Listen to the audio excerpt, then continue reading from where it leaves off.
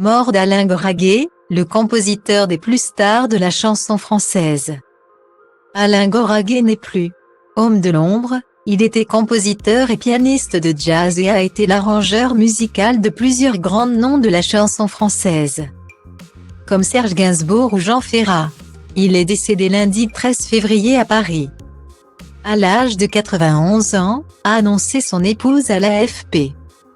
Mon métier, expliquait-il au journal Le Monde en janvier 2019, consiste à rectifier une mélodie écrite avec maladresse pour que ce soit élégant.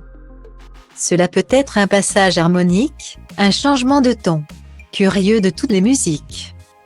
Avec une prédiction pour le jazz, il a ainsi marqué de son empreinte des chansons aussi célèbres que La Montagne de Jean Ferrat, Le Métèque de Georges Moustaki ou Poupée de cire, Poupée de son, interprété par France Gall et Grand Prix de l'Eurovision en 1965.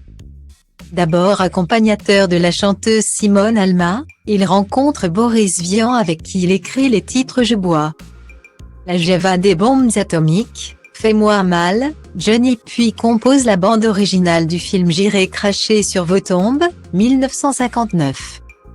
À la fin des années 1950, il entame une collaboration avec un certain débutant dénommé Serge Gainsbourg pour lequel il crée des arrangements jazz et exotiques jusqu'en 1964, Le Poinçonneur des Lilas, Intoxicated Man, etc.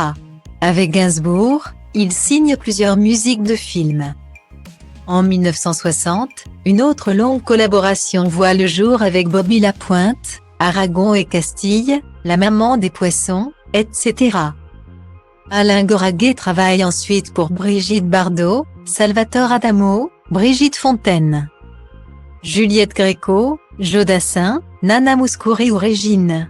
Mais l'essentiel de son travail d'arrangeur et d'orchestrateur va se faire avec Jean Ferrat. Colorant, réharmonisant, enrichissant des titres aussi emblématiques que Potemkin, Ma France, Raconte-moi la mère ou La femme et l'avenir de l'homme. Alain Goraguer, également auteur de musique de plusieurs dizaines de films pornographiques dans les années 1970 et 1980, souvent sous pseudonyme, avait enfin signé le générique de l'émission télé à succès de Véronique et Davina, Gym Tonic, 1982, et collaboré à l'album Dante, 2008, du rappeur Abd Al Malik.